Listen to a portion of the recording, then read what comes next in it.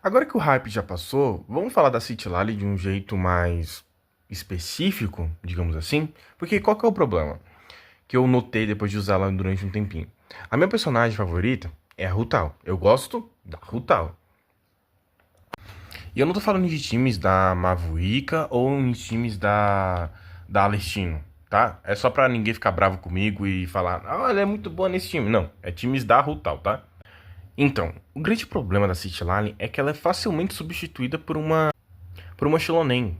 Então, como o time da Rotal sempre vai querer uma Furina no mesmo time, aí a Shilonen cai como uma luva, porque ela acaba curando, estacando, e aí você deixa a sua Rutal um pouco mais forte.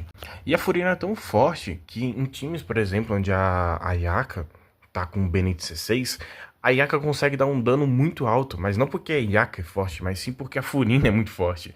Aí a Furina dá tanto dano que ela deixa o time inteiro forte, bufando todo mundo. Então, times com a Yaka, por exemplo, Pyro, a Shilonen acaba sendo a melhor opção.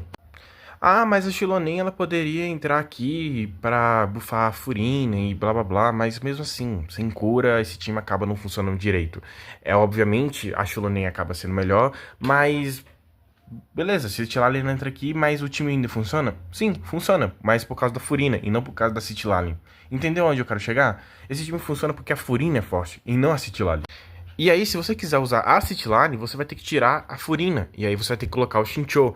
E aí o seu time perde muito, muito dano. Se no abismo você precisar, por exemplo, usar a Furina em outro time, aí a Citlali acaba sendo uma opção. Só que não é a melhor opção. E eu não tô dizendo que a Citilali ela é ruim. O meu problema com a Citilali é que a aplicação elemental dela é muito baixa. Por exemplo, não dá pra colocar ela, por exemplo, no time da Xiangling e fazer um time, por exemplo, desse jeito.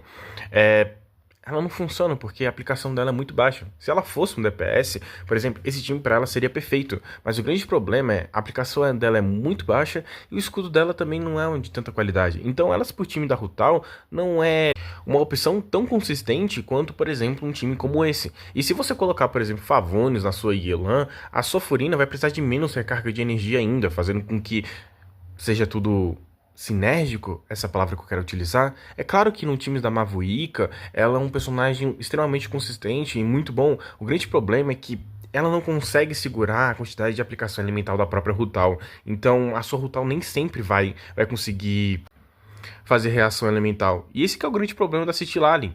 Ela não é uma opção consistente o suficiente para você, por exemplo, trocar um artefato, por exemplo, de bônus Pyro por um proficiência elemental, entendeu?